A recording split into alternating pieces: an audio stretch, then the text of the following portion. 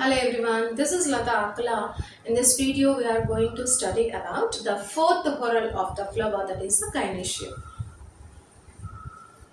So we have studied the calyx, corolla and androecium, which are the three whorls of the flower, and the gynoecium is the innermost whorl of the flower. That is, the fourth whorl of the flower is nothing but the gynoecium. This gynoecium is the female reproductive organ of the flower. What is the female reproductive organ of the flower? The gynoecium is the female reproductive organ of the flower. This gynoecium is also called as carpels. What they are called? Carpels. And if you say this is the last whorl of the flower. What is the outermost whorl of the flower? Calyx. And what is the innermost whorl of the flower? This gynoecium only. And this is also called as last whorl of the flower. And if you say this, there are one or more carpels are present in flowers. So, if they are present more than one, they may be freely present or they may be fused.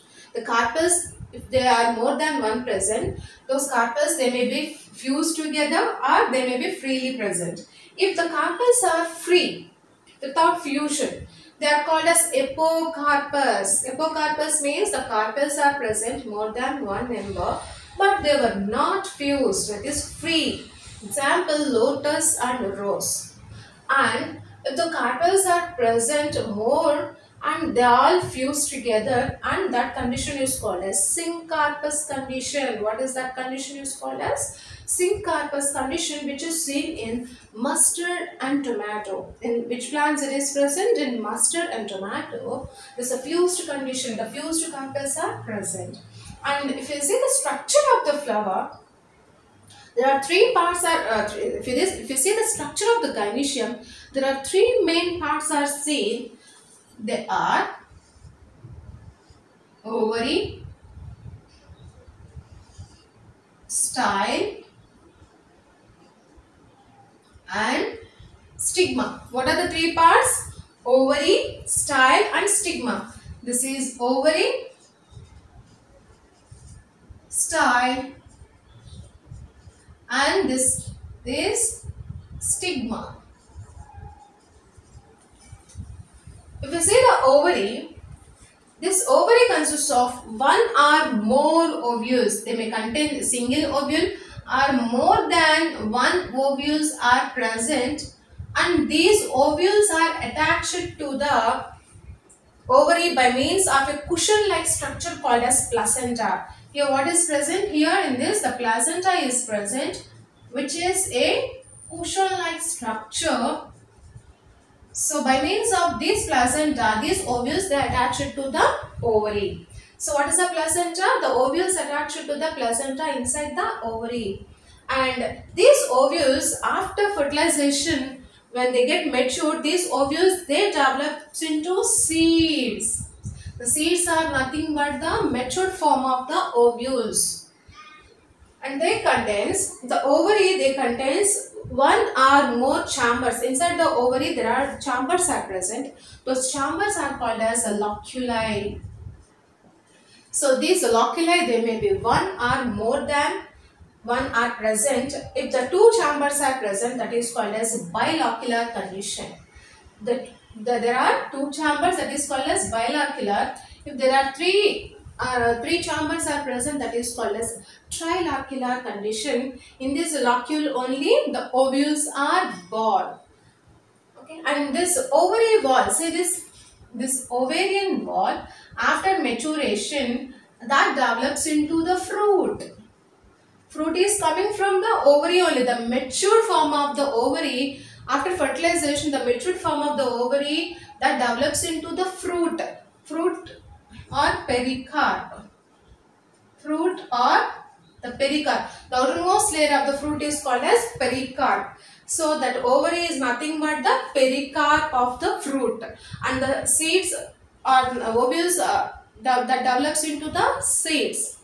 And the next part is the style. This is the style. The tubular structure, the long tubular structure present above the ovary is called as a style. It is a connecting link between the stigma and ovary. What is the style? It is a tubular part. It is the connecting link between the stigma and ovary. And the last part is the stigma.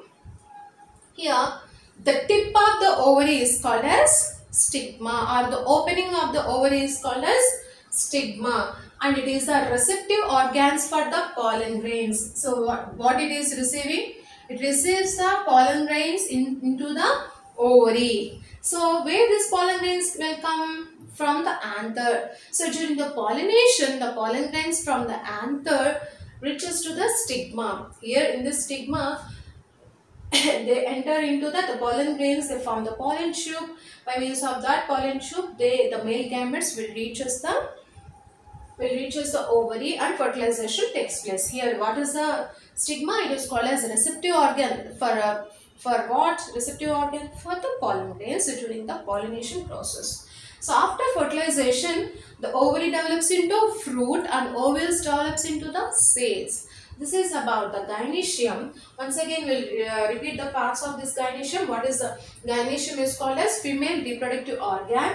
It is also called as carpels. It is the innermost whorl of the flower. It is also called as the fourth whorl of the flower or the last whorl of the flower. And it consists of one or more carpels are present. And these carpels, they may be freely present or fused together. If the carpels are free, that condition is called as apocarpous condition. Example, lotus and rose. In this, the free carpels are present. And if the carpels are fused together, that condition is called as syncarpous condition. Example, mustard and tomato. In this, the carpels are fused. And there are three parts are present in the ovary. There are three parts are present in the gynoecium. They are ovary, style and stigma. The ovary is the basal swollen part of the gynoecium is called as ovary. This ovary contains ovules. Ovules are present. These ovules, only when they mature, they develop into the seeds. And these ovules, they attach to the, these ovules, they attach to the ovary by means of a cushion-like structure called as placenta. Inside the ovary, there are several chambers are present.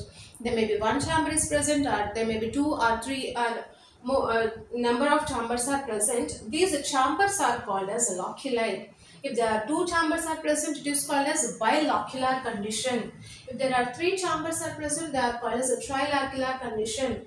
And the ovules are born in the locule only. So where the ovules are born? Inside this locules, the ovules are born. And after fertilization, this ovarian wall that develops into the fruit wall or pericarp. Pericarp is nothing but the outermost layer of the fruit. So ovary develops into this ovarian wall that develops after fertilization, develops into the fruit wall or pericarp. If we see the next part, that is the style. The style is the tube-like structure which is a connecting link between the ovary and the stigma. And the stigma is the tip of the ovary is called as, tip of the gynoecium is called as stigma. It is also called as a receptive organs for the pollen grains. During the pollination, pollen grains from the anther, they reaches the stigma only. So from this stigma, the pollen tubes will be generated and fertilization takes place. And after fertilization, ovary develops into the fruit and ovules develops into the seeds. And the next we will study about the placentation process. Hello everyone, in this video we are going to study about placentation. So we have studied that what is a placenta. The placenta is nothing but inside the ovary, the ovules attached to the ovary by means of a cushion-like structure is called as placenta. That cushion-like structure is called as placenta. Here, arrangement of these ovules on the placenta within the ovary is called as placentation. Arrangement of ovules on the ovules on placenta within the ovary, that process is called as placentations. And this placenta, they may be present one or more. And now we'll see the different types of placentations. The first one is the marginal placentation. In marginal placentation, it is seen in plants such as pea plants. In this, there is a ridge is formed along the ventral side of the ovary, and to this ridge, the ovules are attached to the alternate rows. That arrangement, the alternatively they are arranged. This form of arrangement is known as a marginal placentation. This marginal placentation is present in the pea plant. This is a side view of the pea plant. It is the open view of the pea plant. Here see this, the ovules are arranged alternate with each other. Another one is the axial placentation. This axial placentation, the ovules, the placenta is present axially, in axial position. To this axial placenta, it is a multilocular ovary, that is many chambers are present. The ovules are attached to this placenta at axial position. Example here, China rose, tomato and lemon are the examples for the axial placentation. And another one is a parietal placentation. In this, there is only one chamber is seen, but in some plants such as mustard, there is a pseudoseptum or false septum will be observed. Here the ovules are attached to the ovary at the innermost layer. This is outer layer and inner layer. To the inner layer, the ovules are attached, or we can also say that in the peripheral region, the ovules are attached. This is the central portion, right? This is the peripheral portion. So within the central portion, within the peripheral portion only, the ovules are attached. This is called as parietal placentation. Example for this are the mustard and argemone. Next, free central. In this free central placentation, the ovules born on the central axis. This is the central axis. On the central axis, the ovules are attached. So this type of placentation is known as free central, and then in this there is a no septa. Septa are absent. Example for this free central were primrose and dianthus. And in basal placentation, the placenta born at the base of the ovary. Where is the placenta present?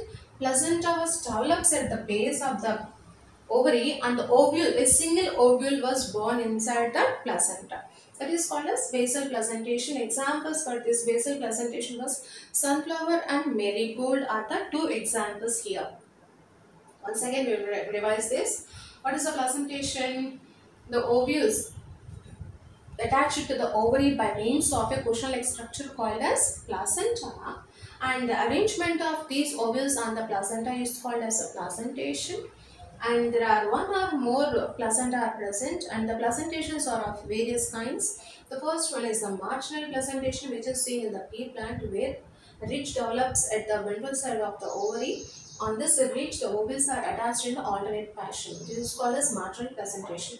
And the another one is axial placentation. It is in this axial placentation, the placenta is present at the axial portion. The placenta is present. To this axial portion of the placenta, the ovules are attached, and it is the multi-chambered. In this, you can see the axial placentation, the ovary is a multi-chambered. Example, China rose, tomato and lemon. And third one, parietal placentation. In this parietal placentation, there is only one septum is seen. There is no septum. Actually, the septum are absent, but pseudoseptum was seen in some members such as mustard. Here, the ovules are attached to the ovary at the peripheral portions of the ovary. To the peripheral portion of the inner side of the ovary, the ovules are attached. Another one is a free central. Free central, there is ovules born on the central axis. There is no septum was seen. This is called as free central. Example, primrose and dianthus. And basal placentation, here the placenta was born at the placenta develops at the base of the ovary, and only one ovule develops at the placenta. That is called as basal placentation. Example, sunflower and marigold. So with this, the placentation and the gynoecium is over. If you like my video, please like, share and subscribe to my channel Lata Agula Biology Tutorial. Thanks for watching.